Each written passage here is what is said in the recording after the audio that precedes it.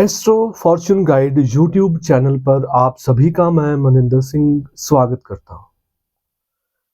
Viewers, आज के इस सेशन में हम बात करेंगे ज्योतिष के उन रहस्यों के बारे में, उन सीक्रेट्स के बारे में जिनका शायद ही आप लोगों ने जिक्र सुना होगा।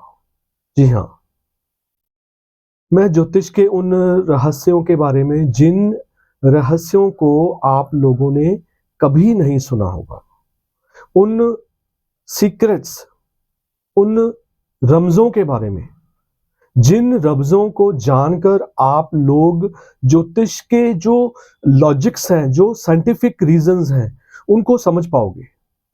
और आज का सेशन थोड़ा सा डीप जाने वाला है, क्योंकि मुझे लग रहा था कि मुझे कुछ जो मेरे अनुभव हैं, जो मेरे एक्सपीरियंसेस हैं, वो आपके साथ में शेयर करूं। तो दोस्तों, शुरू करते हैं। सबसे पहले तो आप ये जान लो कि जो ज्योतिष विद्या है या ग्रहों का जो ज्ञान है, वो कोई मन घड़त या किसी के लिखी हुई बातें या किसी के सोचने से या कहने की बातें नहीं है। ये प्रैक्टिकल, लॉजिकल, साइंटिफिक बातें हैं। वो मैं क्यों कह रहा हूं? वो मैं इसलिए कह रहा हूं क्योंकि लोगों के दिमाग में या मन में ये मिथ है कि हम ज्योतिष आचार्य के पास जाएंगे, वो हमें उपाय बताएगा, या हम वो उपाय करेंगे या नहीं करेंगे, बातों से ही उसका हल या सॉल्यूशन मिल जाएगा। लेकिन ऐसा बिल्कुल नहीं है। हमें अपने ज्योतिष आचार्य से मिलने के बाद जो वो रेमेडीज आपको देता है या उपाय देता है, जब तक आप वो नहीं करोगे तब तक आपका कुछ भी सॉल्यूशन नहीं निकलेगा, कोई भी ट्रांसफॉर्मेशन नहीं होगा। क्योंकि ज्योतिष विद्या, ये जो ज्ञान है, ये पूरा साइंटिफिक तरीकों से और लॉजिकली सिद्ध हुआ है, प्रैक्टिकली देखा हुआ है।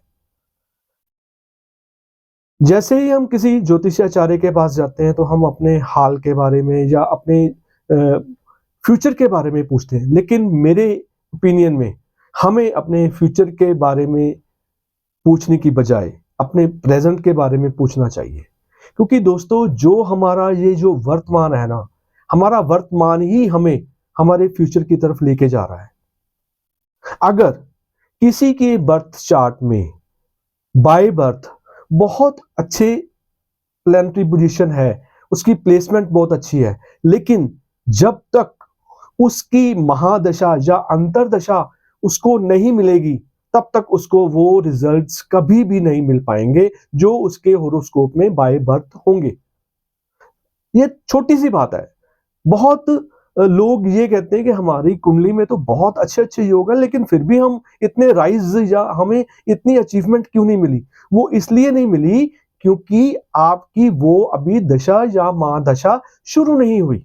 जब वो महादशा या वो जिस प्लेनेट के बारे में आप बात कर रहे हो, जब वो प्लेनेट की दशा आएगी, तब वो अपने इफेक्ट देगा, पॉजिटिव या नेगेटिव। तो मेरे कहने का मतलब ये है कि जब तक आपको अपने होरोस्कोप के बारे में या अपनी प्लैनेटरी पोजीशन के बारे में एग्जैक्टली नहीं पता होगा, तब तक आप अपने फ्यूचर का या अपने प्रेजेंट का एनालिसिस नहीं कर पाओगे। जैसे मुझे ये देखने में आता है कि कई लोगों को अपनी राशि के बारे में ही नहीं पता होता, क्योंकि ज्योतिष विद्या में दो तरीकों से प्रेडिक्शन होती है। एक है चंद्र लगन से और दूसरी है जन्म लगन से। जन्म लगन से जो प्रेडिक्शंस होती हैं वो चंद्र लगन के कंपैरेटिवली अच्छी होती हैं और स्टीक होती हैं।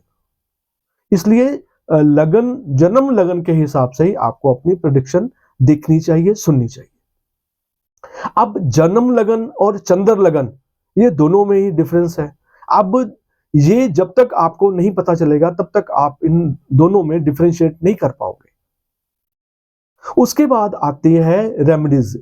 दोस्तों, ज्योतिष विद्या में 3 तरीके की रेमेडीज बताई गई हैं। पहली है, हम डोनेशन करते हैं, या हम कोई मंत्र जाप चैंटिंग करते हैं किसी भी मंत्र की, या हम जेमस्टोन्स धारण करते हैं। इन तीनों ही रेमेडीज में जो भी आपको कन्वीनियंट लगता है आपको करनी चाहिए अपने प्लैनेटरी पोजीशन के अकॉर्डिंगली, क्योंकि जब तक उन ग्रहों को आप रेमेडीज के सहारे या सपोर्ट से आप बैलेंस नहीं करते तब तक वो ग्रह अपने जो पॉजिटिव रिजल्ट है वो नहीं दे पाएगा।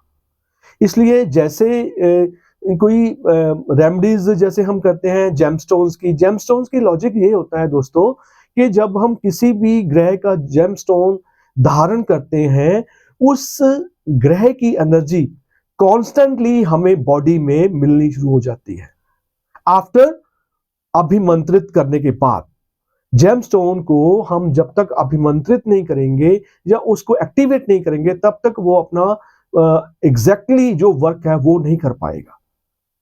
वैसे ही आप मंत्र जाप जैसे आप चैंटिंग करते हो तो उस ग्रह की एनर्जी आपको मिलनी शुरू हो जाती है। और जो हम चीजें डोनेट करते हैं ये बहुत एक समझने वाली बात है दोस्तों, जो भी चीज हम कोई भी डोनेट करते हैं उसका रीजन ये होता है कि हमने उस ग्रह को अपने से दूर करना है।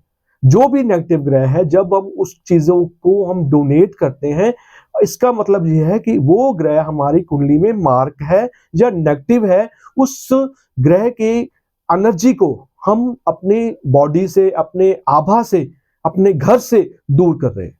इन तीनों ही रेमेडीज के जरिए हम अपने ग्रहों को बैलेंस कर पाएंगे और उस ग्रह की अच्छी या बुरी एनर्जी को हम अडॉप्ट कर पाएंगे या हम अपने से दूर कर पाएंगे। तो ये रेमेडीज हमारे जो लॉजिकली मैंने आपको बताया कि कैसे ये वर्क करती है। और जब तक आपको अपने नेगेटिव या पॉजिटिव दोनों ग्रहों के बारे में पता नहीं चलेगा तब तक आपको ये नहीं पता चलेगा कि आपको किस ग्रह की एनर्जी को अडॉप्ट करना है या किस ग्रह की एनर्जी को आपने अपने से दूर करना है। इसलिए आपको अपने होरोस्कोप को एक अच्छे एस्ट्रोलॉजर के पास जाके दिखाना चाहिए या आपको अपने हिसाब से अगर आपको इसकी नॉलेज है तो आपको अपने ग्रहों के बारे में ये पता होना चाहिए कि आपके कौन से मारक ग्रह हैं और या कौन से कारक ग्रह हैं। कारक का मतलब होता है आपके लिए पॉजिटिव और मारक का होता है आपके लिए नेगेटिव।